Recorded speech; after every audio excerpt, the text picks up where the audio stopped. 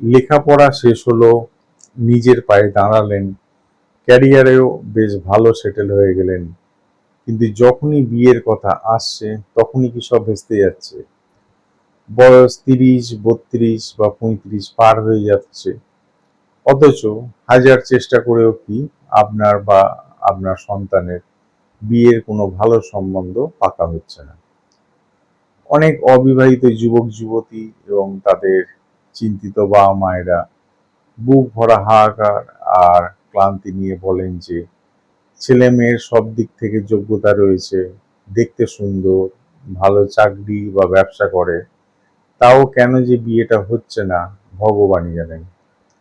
সম্বন্ধ আসলেও মাঝপথে কেটে যায়, আর বয়স যত বাড়ছে সমাজ আর আত্মীয়দের বাঁকা কথা শুনতে শুনতে আমাদের দেয়ালে পিঠ থেকে যাচ্ছে। কোন অভিশাপে এই লেট ম্যারেজ বা বিয়েতে এত দেরি? অনেকে ভাবেন এটা হয়তো শুধুই তাদের ব্যাড লাক, অতিরিক্ত খুঁতখুঁতে স্বভাব বা ভাগ্যের নিষ্ঠুর পরিহাস। কিন্তু জ্যোতিষশাস্ত্র এবং সনাতন বিজ্ঞান বলছে যোগ্যতা থাকা সত্ত্বেও বিয়েতে চরম বিলম্ব হওয়া এবং ছাদনাতলা পর্যন্ত পৌঁছতে না পারার পেছনে কিন্তু জন্মকুণ্ডলীর একটি বিশেষ ধীরগতির গ্রহ এবং কিছু মারাত্মক গ্রহদোষ দায়ী থাকে। আজকের ভিডিওতে আমরা জানব লেট ম্যারেজের পেছনের আসল কারণ কি এবং এই বিয়ের বন্ধযোগ দ্রুত খোলার সবচেয়ে শক্তিশালী ও কার্যকরী ঘরোয়া টোটকাগুলো কি কি। জ্যোতিষশাস্ত্র অনুযায়ী আমাদের জন্মকুণ্ডলীর সপ্তম ভাব হলো বিয়ে, বিবাহিত জীবন এবং জীবনসঙ্গীর প্রধান ঘর। এই ঘরের ওপর যখন কোনো ধীরগতি বা পাপক গ্রহের প্রভাব পড়ে তখনই বিয়েতে মারাত্মক দেরি হয়। এর জন্য প্রধানত যে গ্রহগুলো দায়ী সেগুলোর মধ্যে প্রথমেই আসবে শনিদেব। জ্যোতিষশাস্ত্রে শনিদেব হলেন সবচেয়ে ধীরগতির গ্রহ এবং লেট ম্যারেজের প্রধান কারক। শনিদেব যদি আপনার জন্মকুণ্ডলীর সপ্তম ঘরে বসে থাকেন বা সপ্তম ঘরের ওপর দৃষ্টি দেন, তবে তিনি জাতক বা জাতিকার বিয়ে সহজে হতে দেন না। সাধারণত শনির প্রভাবে মানুষের বিয়ে 30 থেকে 35 বছর বা তারও পরে গিয়ে সম্পন্ন হয়। এবারে আসি রাহু ও কেতুর কথায়। রাহু কেতু হলো বিভ্রান্তি এবং আকস্মিক বাধা তৈরি করার গ্রহ। সপ্তম ঘরে বা তার অধিপতির সাথে রাহু কেতুর অশুভ দশা চললে সব ঠিকঠাক চলতে থাকা বিয়ের সম্বন্ধ একদম শেষ মুহূর্তে গিয়ে কোনো না কোনো অদ্ভুত কারণে ভেঙে যায়। এবারে আসবো দুর্বল বৃহস্পতি বা শুক্র গ্রহের কথায়। মেয়েদের বিয়ের মূল কারক গ্রহ হলেন দেবগুরু বৃহস্পতি এবং ছেলেদের বিয়ের কারক গ্রহ হলেন শুক্র।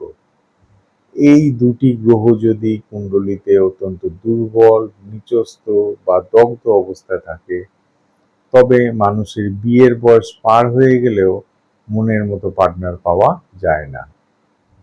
শনি ও রাহুর এই অলৌকিক বাধা দূর করতে এবং নিজের জীবনে দ্রুত বিয়ের সানাই বাজাতে 4টি পরীক্ষিত ও অত্যন্ত শক্তিশালী ঘরোয়া টোটকা আপনাদেরকে জানাচ্ছি, এগুলো ব্যবহার করে দেখতে পারেন।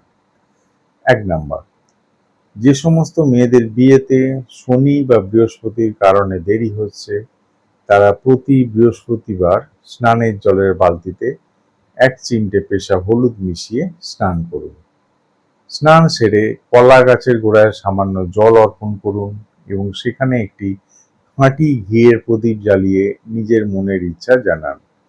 এটি দেবগুরু বৃহস্পতিকে দ্রুত উজ্জীবিত করে বিয়ের যোগ তৈরি করে। 2 নাম্বার, যে সমস্ত ছেলেদের বিয়ের বয়স পার হয়ে যাচ্ছে কিন্তু ভালো পাত্রী পাচ্ছেন না, তারা প্রতি শুক্রবার নিজের জামা কাপড়ে একটু ভালো সুগন্ধি বা পারফিউম, স্পেশালি চন্দনের সুগন্ধ হলে খুবই ভালো হয়, অবশ্যই ব্যবহার করবেন। এর পাশাপাশি শুক্রবারে কোনো মন্দিরে বা অভাবী মানুষকে সাদা রঙের মিষ্টি দান করুন। এটি বিয়ের কারক শুভ গ্রহকে বলবান করে তোলে। 3 নাম্বার, একটি ছোট হলুদ বা লাল রঙের সুতির কাপড়ের টুকরো নিন। তার মধ্যে 7টি গোটা লবঙ্গ, 7টি ছোট এলাচ, একটি হলুদের গাঁট এবং একটি রূপোর কয়েন বা ছোট টুকরো রাখুন। রূপোর। এবার এই কাপড়টি একটি পুঁটুলি বানিয়ে আপনার শোয়ার ঘরের উত্তর পূর্ব কোণে, যাকে আমরা ঈশান কোণ বলি, অথবা বালিশের নিচে রেখে দিন। এটি চারপাশের নেতিবাচক শক্তি দূর করে দ্রুত বিয়ের সম্বন্ধ পাকা করতে সাহায্য করবে। 4 নাম্বার, লেট ম্যারেজের বাধা কাটানোর সবচেয়ে বড় ওষুধ হলো মহাদেবের শরণাপন্ন হওয়া। প্রতি সোমবার বা শনিবারে কোনো শিব মন্দিরে যান, সেখানে তামার পাত্রে কাঁচা দুধ ও জল মিশিয়ে মহাদেবের অভিষেক করুন। এরপর চন্দন দিয়ে 108টি বেলপাতায় ওম নমঃ শিবায় লিখে সেগুলি শিবলিঙ্গে অর্পণ করুন। মহাদেব হলেন কাল ভৈরব। তাঁর আশীর্বাদে শনিদেবের সমস্ত ক্রূরতা বা দেরির অভিশাপ নিমেষে কেটে যায়। এই ঘরোয়া টোটকাগুলো ভক্তি ভরে করার পাশাপাশি নিজের মনের অতিরিক্ত হতাশা, সমাজ ও আত্মীয়দের কথায় তৈরি হওয়া ডিপ্রেশন এবং অস্থিরতা নিয়ন্ত্রণে রাখতে প্রতিদিন 5 থেকে 10 মিনিট ধ্যান বা প্রাণায়াম করলে খুব ভালো ফল মিলবে। এর বাইরে কিছু নিয়ম মনে রাখবেন। বিয়ের কথাবার্তা চলার সময় অতিরিক্ত গোপনীয়তা বজায় রাখুন। পুরোপুরি পাকা হওয়ার আগে চারদিকে রাষ্ট্র করবেন না। শোয়ার ঘরে কখনো ভাঙা আয়না বা অন্ধকার করে রাখবেন না। এখন বলি জ্যোতিষীয় রত্ন ও মূলের প্রতিকার সম্পর্কে। বৃহস্পতি, শুক্র এবং শনির শুভ শক্তি বাড়িয়ে দ্রুত বিয়ের পিঁড়িতে বসতে কিছু বিশেষ রত্ন ও মূল ধারণ করা যায়। আপনি যদি আসল মহারত্ন ব্যবহার করতে চান, তবে মেয়েদের ক্ষেত্রে আদর্শ স্বামী পাওয়ার জন্য বৃহস্পতির পোগরাজ এবং ছেলেদের ক্ষেত্রে গুণবতী স্ত্রী পাওয়ার জন্য শুক্রের রত্ন হীরা বা ভালো কোয়ালিটির উজ্জ্বল জারকন ধারণ করতে পারেন। আর যদি শনির তীব্র কুপ্রভাব থাকে, তবে শনির বাধা কাটাতে নীলা বা এর উপরত্ন ব্যবহার করা যায়।